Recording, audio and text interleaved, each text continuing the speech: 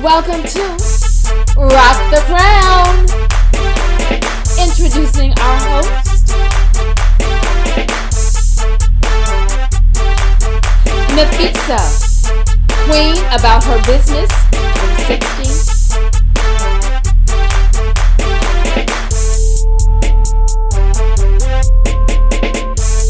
Host Naima, queen get it done and fitness guru.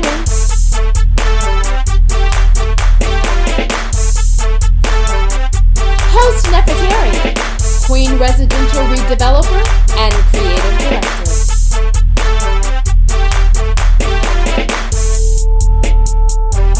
Host Daia, boss queen biz and youth motivator.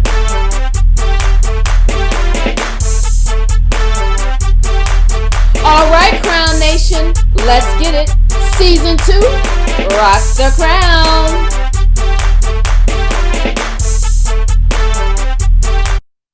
Welcome to Rock the Crown.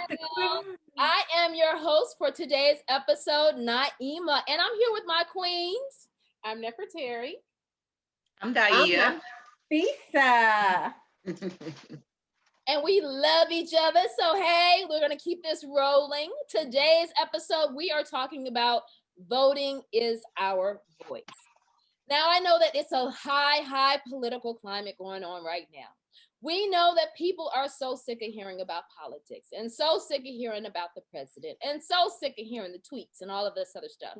But one thing that's really, really important is still being able to be knowledgeable about voting and going out to vote. So we kind of wanted to give you all some small tidbits on what the political process, what the voting process is, how the political process works here in America, and who we have on the ballot here in DeKalb County, Georgia, because of course we live here in DeKalb County. So we're going to start off talking about way back when, after the Civil War. The 15th Amendment, ratified in 1870, prohibited states from denying a male citizens the right to vote based on race, color, previous condition of servitude. But nonetheless, in the ensuing decades, various discriminatory practices were used to prevent African American males, particularly in the South, from exercising their right to vote. So seemingly, the 15th Amendment granted African American men the right to vote. It was adopted into the U.S. Constitution in 1870. But despite that, we know that there were still practices taking place with oppression of the voting, the literacy test, and all of these different things. And our Black men still were denied the right to vote, even though the 15th Amendment was there. During the civil rights movement of the 1950s and 60s, voting rights activists in the South mostly were subjected to various forms of mistreatment and violence. We all know that we've seen that civil rights movement. And one event that outraged many Americans, which occurred on March 7th, 1965, was the Selma to Alabama March for voting rights, where people met. They were met by the Alabama state troopers, who basically attacked them with nightsticks, tear gas, whipped them, dogs, all of that foolishness, right? And seemingly, they were beaten, bloodied. And so what happens as African Americans, this is why we always talk about, our ancestors voted for us to have the right to vote. Well, this is why. I mean, like, there was blood, sweat, and tears that just took place in that act. And that incident was captured on national television. So that was something, when we started talking about incidents that people have not been able to see before, that was one of the most shocking events that took place. And so March 15th, 1965, the president at the time outlaid the devious ways in which election officials denied African Americans the right to vote. But we know that Johnson was, somewhat on our side, but not. Okay. And so anyway, going into the voting rights bill, it was passed by the U.S. Senate again on March 26, 1965. after debating the bill for over a month. It's like, okay, you all gave us the right, but then we have to do it again in 1965. But the House of Representatives was able to pass that bill on July 9th. And then we kind of continue to go on about all of the literacy tests and all of that stuff. But we just want to make sure that we all understand. Did you know that in 1965, as the time of the passage of the Writing Votes Act, there were 6 African American members of the US House of Representatives and no African American and or Black people in the US Senate. And by 1971, there were 13 members of the House and 1 Black member of the Senate. And what does this go down? What does this speak about? This speaks about who we have in position to make laws, pass laws, and represent us. And then now Daia is going to talk about the 2 types of government and or agencies we have here in America. Thank you, Naima, for that historical overview of our voting process or lack thereof. It's just so interesting to hear how our people have really been suppressed, and as we know today, we hear that all the time, it's still going on now. So very important for us to get a better understanding of the process for those of us who don't, and this is really geared to a lot of our young viewers too, who are just kind of like, I don't understand why I'm voting. I don't understand what's going on, what's so important about it. It doesn't matter. So hopefully this will serve as a reminder, and then also just as a little crash course for our young viewers out there who will be voting for the first time, like my son. He's 18, so this will be his first time voting. We're planning to go out together, so really excited about that. But what I wanted to talk about is the 2 different groups that we have here in America, the largest groups, which is the Democrats and the Republicans. And so a lot of times we hear, that there's these 2 different, organizations, but we really don't know exactly what they really stand for. All we know is that, the way that the way that the media portrays them is one is a good guy, one is a bad guy, depending on what, TV station you're watching. So I just wanted to kind of briefly go over some of the differences, the major differences between the 2 parties. And so basically, we have the Democrats and we have the Republicans. In the way of economics, like where they differ in economics is that the Democrats typically favor the minimum wages, actually, where you are actually setting a wage because you feel like every person should at least be making enough money to be able to provide for their families. So Democrats for years have been trying to fight to get it increased, and the minimum wage has stayed exactly where it is for many years because unfortunately the Republicans, feel differently. They kind of feel like the wages should reflect the market. So, based on the free market and where, the funding, where the market is at the time should determine, the wages that people should make. So the other economic issue with the where the 2 differ is in taxes. So the Democrats feel like there should be like a progressive taxation. They feel like, people who earn more should pay more, whereas the Republicans feel like taxes shouldn't be increased for anyone. Taxes are something that we have to pay regardless. So they kind of feel like, a lot of them feel like there should be just one flat rate, not considering what income bracket you're in, that it should just be one flat rate that everybody pays. So that's some of the differences as far as economics. Those are some of the 2 major differences. Some of the few topics, that go, more so in the line of morality would be abortion and gay marriage. So for abortion, Democrats are typically pro-choice. So the Democratic Party runs on the platform of pro-choice, feeling like a woman should be able to choose what she does with her own body. Whereas the Republicans are pro-life. So they are opposed to abortion. They feel like, every life is precious and every life should be protected. And so Republicans are usually more in favor of, of practices that are alternatives to abortion, right? So then there's the topic of gay marriage. Again, the Democrats actually support gay marriage, whereas Republicans are opposed to gay marriage, and they believe very strongly in religious freedoms.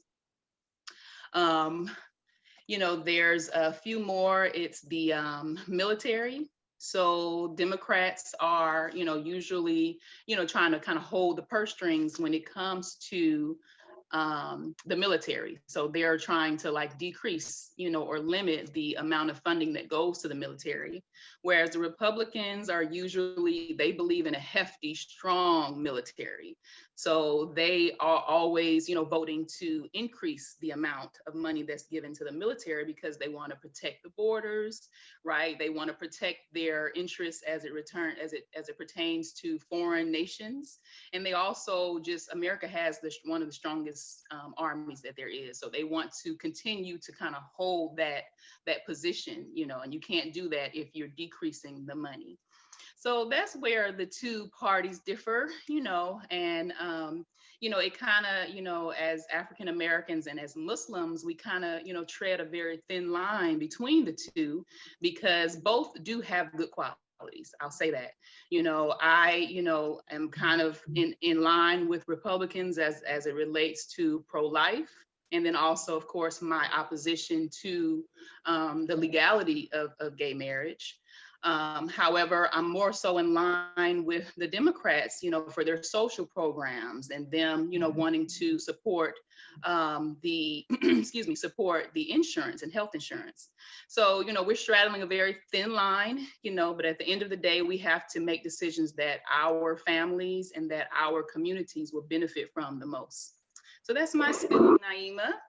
And you know what? Another thing too, I wanted to add, Daia, for our viewers, our Crown Nation, to keep in mind is that this is just like two teams, right? So this whole thing about voting and the Democrats and the Republicans, I want our viewers to keep in mind that this is just really like two teams, right? And each team has their own philosophy and their own way about doing things. And even though these are the two largest teams, these are not the only teams. A lot of times people decide that they want to start their own team, and then they start, you have what they call the Green Party. You have different other teams, if you want to call them teams, or other parties, or people become an independent. I'm not going to be associated with any of these teams. So just keep in mind that this whole thing about Democrats are doing this, Republicans are doing that, the Green Party is doing this, or the independents are doing that. This is just really about teams, and each of these teams have their own philosophy and their own ways about doing it. And you can decide for yourself which team you want to align yourself with. So just keep these in mind as you're thinking about voting and all that other kind of stuff. And Nefertari is going to tell us a little bit more about the whole voting, legislative, the different groups of the government. Yeah, so as it relates to the United States Constitution, this was framed by some individuals where the government, they didn't want to just allow only like one person to take too much control of a situation. So with this in mind, they wrote the Constitution to provide for a separation of powers and of three separate branches within the government. So with each one of those branches, they have their own responsibilities, and at the same time, they work together to try to allow things to run smoothly for our citizens, and not to ignore or disallow anything for certain individuals. So this is like a checks and balances kind of a thing. So the branch may use its powers to check the powers of the other two, or vice versa, going from all the different directions. So those areas are in three different areas. So the legislative, they make laws, and then the executive carries out the laws, and then the judicial evaluates the laws. And so as it relates to the legislative making the laws, this is where Congress is composed of two different parts. So they have the Senate and the House of Representatives. So the Senate, they have 100 elected senators total. and the 2 senators per state. That's how that works. And so in each senator, they serve up to a 6-year term. And so then with the House of Representatives, this is where the House has 435 voting representatives. So the number of representatives from each state is based on the state's population as it relates to that. Each representative serves a 2-year term, and this term they may be reelected for the next time around. So with the executive, they carry out the laws, and this is where the executive branch is composed of the president, the vice president, and the cabinet members. So we all know, with the president, this is the head of the state. So this is where the U.S. government and the commander-in-chief and all of that, with the U.S. military, this falls under the president. So with the vice president is not only supports the president, but also they act as a presiding officer of the Senate. And so then we have the cabinet. The cabinet is where the members are nominated by the president, and they must be approved by the Senate. And so with this, at least 51 of the votes is necessary in order for them to win, okay? So they serve as the president's advisors, and it heads up various departments of the agencies. So this is how the cabinet is worked. So with the judicial, this is where the judicial, that's a little bit of a tongue twister, the judicial Executes. Yeah, they evaluate the laws. I was gonna say the judicial branch. Yeah. Right. So this is made up of the court system. Right. And so when we hear about the Supreme Court, we know that this is the highest level of court in the country. And so this is made up of 9 justices, and they're nominated by the president and must be approved by the Senate with the 51 votes. And then the other federal courts, they're not created by the Constitution, but the Congress is they established them around the country to handle federal businesses and things of that nature. And so as the country grew, we use the power that's granted by the Constitution. So with that, the U.S. Constitution, it's really good that, they kind of set it up in this way. That way, like they said, it's not too much in control, but at the same time, we still have to really look at things because there's a lot of tricks of the trade that kind of get in there, and things still seemingly can get unbalanced, Right. So, even though the system is set in place. Right. And so people really should think about when they say it takes 51 votes, that means of the 100 senators, 51 of them have to agree to vote, meaning that this is why if you have majority of Republican senators or majority of Democratic senators, that's why the vote is swayed in a specific direction. Mm-hmm. So when we're looking at things not seeming fair, this is important to be able to vote for your Senate as well as the House of Representatives. House of Representatives represent us. So when they begin to not represent us, that's when we need to start calling, emails, texting. Yes. Like, that's not what I said, right? That part. And so Nafisa, can you kind of explain to the people about the electoral process? Yeah, so that's just so interesting. And thank you so much, Nefertari, and Naima for kind of going over that. And I just always like to make sure that our Crown Nation is in tune and can relate to what we're talking about, because all of this information is for you all. It's for you, it's for us to help uplift us, and so that we can be informed. And when we vote, we voting our voice and what that actually means. This is all very important. And the other thing I wanted just to make sure that I communicate to our Crown Nation is, as Nefertari was talking about the latest legislative branch in the House of Representatives and the Senate and all that, keep in mind a lot of stuff that's going on in the media when they're talking about the stimulus package and the unemployment, all that, and Nancy Pelosi, all of that is dealing with the legislative branch, because that is the branch, your House of Representatives, that makes these laws and decides how much stimulus, how much unemployment you're going to get. And once it passes the representative, then it goes to the Senate. So that's why you hear, the representative passing the next stimulus package. What is the Senate going to do? Or is it even going to come out? So this is how it relates to what's going on in current affairs and in the media. So I just want people to keep that in mind, how we relate it back to what's actually happening. And even with the judicial branch, how it was a big fuss, you know, when Judge Ginsburg passed away, and it was this whole big controversy on whether Trump should be able to appoint someone in her position. It's important, right? This whole judicial branch is important because Supreme Court judges are for life. Right. Are for life. So they are for life going to determine and interpret these laws that the legislative branch votes on and passes. And we are the ones with our vote elect our representatives. So I just wanted to say that. And how do we do that? We go through this electoral process that I'll talk about, which begins with this election process, begins with the primary elections and the caucuses. And you basically have two methods that the states use to select a potential nominee, right? Because you got the state level and then you got the federal level.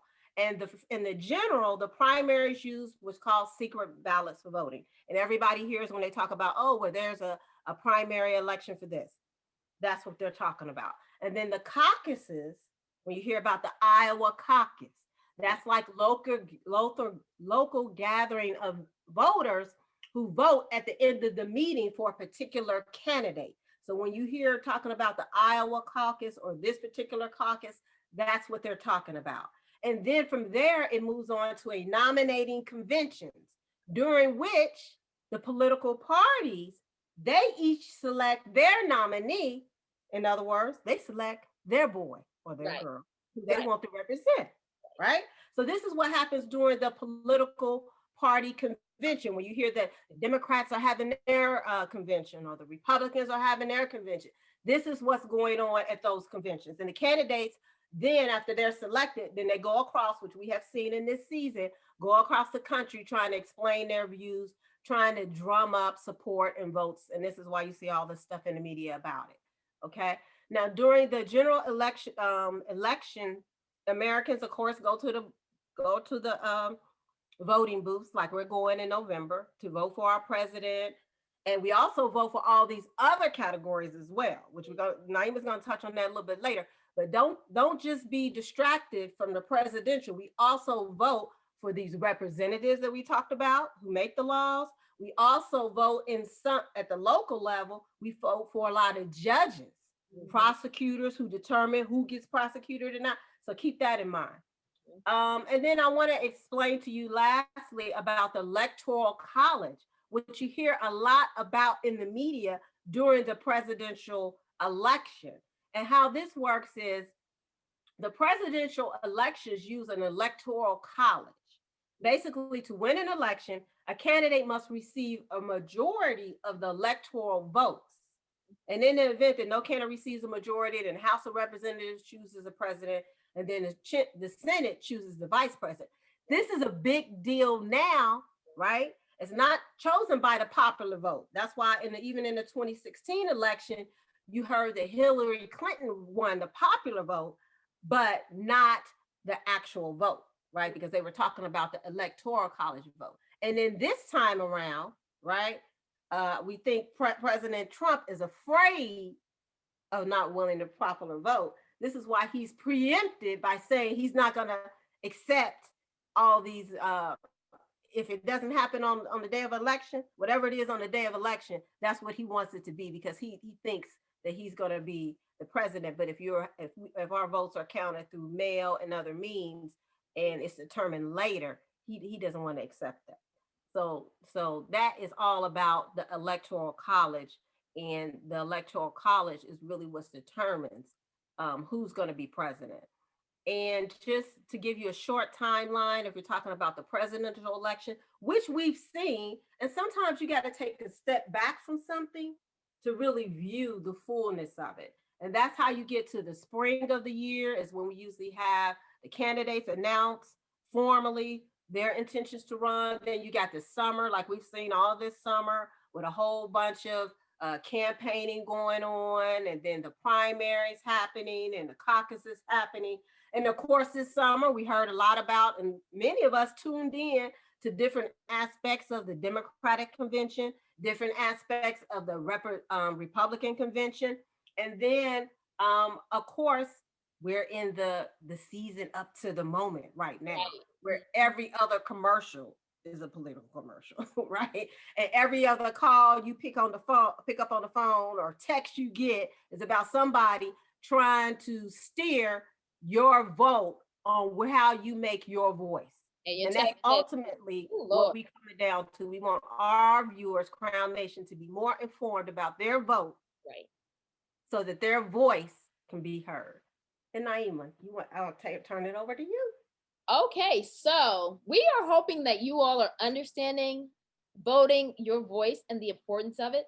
So who is on the ballot for November 3rd? So remembering that some people, so I have 4 sons. My youngest son, this will be his first time voting. So we're all gonna go to the polls together. We're gonna do early voting as well. So it's important to remember now during COVID, you can vote by mail. So if you have not received your mailing ballot, make sure that you contact your local government, your county, to see how your ballot for mail-in is going to work. Also making sure you understand where you can drop those off if you're not comfortable with them going through the mail. And you can also go to I believe it's My Voter, My Vote something. I'm sorry, I don't have the website, but My Voter something, where you can actually see if your ballot was received. And remember, I know the president has spoken about, if you voted by mail and you're afraid that it didn't work, go to the polls as well. Please do not do that. That is illegal. And as the president of the United States, it is really a shame that he is encouraging people to not only mail in their ballots, but also to go to the polls, because he knows that that invalidates your actual ballot. So you can go to, what is it? Okay, so we'll make sure that we get the actual My Vote or something. Nafisa, can you look that up for me real quick? But we're going to talk about who is on the ballot. So here in DeKalb County in Georgia, number 1, President of the United States. So you're going to see, and of course, we talked about the different parties, Republican, Democrat, and on the ballot also is the Libertarian vote for president. And we just want to make sure that people know that if you are also voting for the Libertarian candidate, that reduces the amount of votes that will go for the main party people. And I think they like to do this sometimes to throw people off and to kind of dissuade the final vote. So remember, you don't just have 2. You don't have Donald, Mr. Trump, and Joseph Biden and his vice presidents. You also have the Libertarian. They're on the ballot. So make sure that you're not just saying, I don't want to vote for either one of them, so I'm going to vote for the third person, because that will affect the overall, for the end, the overall results for the end. So also for each of the states, you all should be thinking about who is the Senate. So remember, we talked about what the Senate does and how many representatives can be in the Senate. So here in Georgia, we have 3 people on the ballot for Senate. Okay, make sure you go to your, again, your county to see if you actually want to see your sample ballot, this is where you can see it under, and then we also have local public commissioners on the ballot here for the state of Georgia. And we also have U.S. representatives from specific districts also on the ballot. State senators are on the ballot. Let's see who else. And again, for the U.S. Senate, the first one is, of course, the incumbent. But then for the second one, there is literally, I think, at least 14, 15 different people that are the second choice for the Senate. It is your responsibility to study these people. Unfortunately, some people, they just like, I like this name, or I've heard that, or I've seen that sign, but you may not know that that person actually is for what you believe in. So I encourage everybody to study. And then again, we also have the sheriff on the ballot. Don't just vote for somebody like we have the incumbent, Miss Maddox. She is African American, but we want to make sure that just because they're Black doesn't mean that they're on our side. So anyone that is a candidate, I'm encouraging you all to make sure that they are not backed by the police union.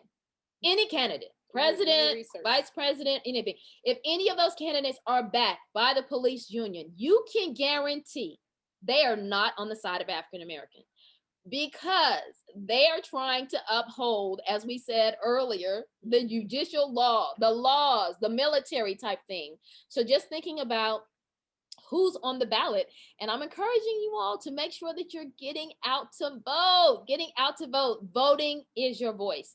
And last thing I want to tell everybody is remembering also that not voting is your voice.